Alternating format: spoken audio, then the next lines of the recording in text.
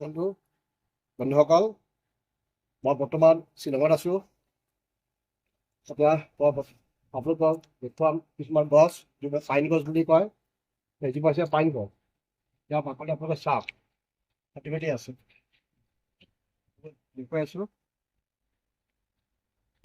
বস্তুটো ঘপককৈ উলিয়াই দিব নোৱাৰি। যি নহওক, এইজোপা হৈছে পাইন গছৰ পাত। ইয়াত যিটো আছে এইটো হৈছে ফুল। আপোনালোকক পিছত দেখুৱাম। এই গছজোপাৰ পৰা আমি টাৰ্পিল তেল ইয়াৰ পৰা উলিওৱা হয়, যিটো আমাৰ পেণ্টৰ লগত কালাৰ কৰোঁতে লাগে। সেইটো হৈছে টাৰ্পিল তেল। এই টাৰ্পিল আমি ইয়াৰ পৰা আমি লাভ কৰিব পাৰোঁ। আৰু এই গছজোপা কনিফাৰাছ ফৰেষ্টৰ গছ।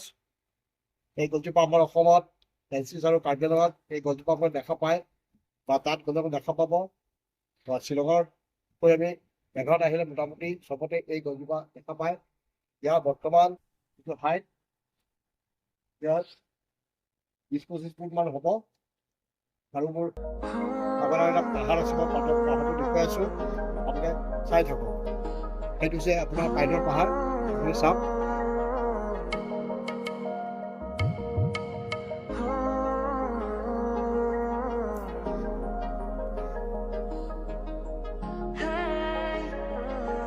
ইয়াৰ গুটিকেইটা চাই লওক।